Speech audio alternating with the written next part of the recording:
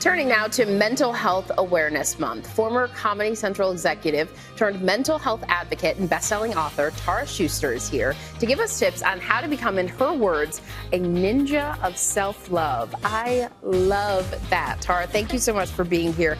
How did you go from being a successful executive at Comedy Central to becoming a mental health advocate? Yeah, so on the outside, it looked like I had it all together and I had made it.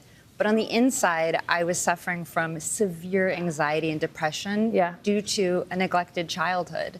And so it looked like I had it all together. I was good at work, but bad at life. And now it might have kept going that way, except I hit a rock bottom at my 25th birthday.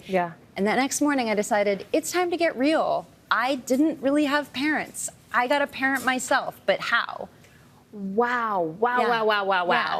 Okay, so there's so much in this, and the mental health aspect is so important. And as people are dealing with issues from childhood, a weekend like Mother's Day weekend can be really tough because everyone loves their mom.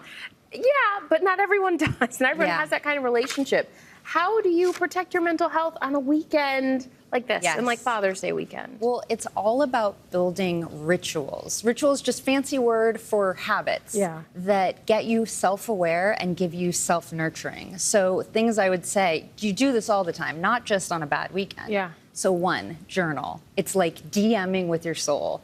Get out of your head, right? DMing with your soul. DM with your soul, that's right. Get out of your head onto the page. The second thing is use your human body to sweat in whatever way you're able.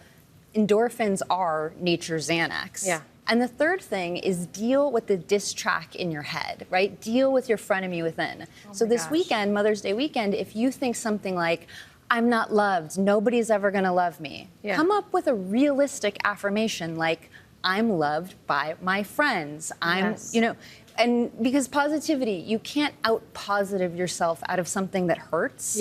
So come up with a realistic affirmation. And for the people out there who, maybe realize that they've had some trauma or some childhood issues, but aren't ready to really face it, what advice do you have for them to say, like, no, this is your chance to look this in the face and deal with this to move past it? Yeah, so what I write about in my book, Buy Yourself the Lilies, is I really was a mess wreck disaster. Like, Mess wreck disaster. I was miserable. But in this Google Doc that I made, I studied all kinds of techniques to help myself. I did it for 5 years. At the end, I had a 600-page Google Doc and felt like a sane person. Now, I wasn't a mental health professional. I was just me at a stressful job.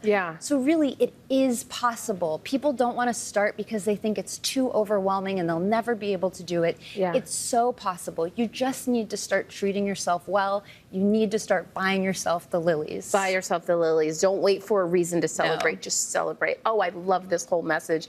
Thank you so much, Tara, for being here.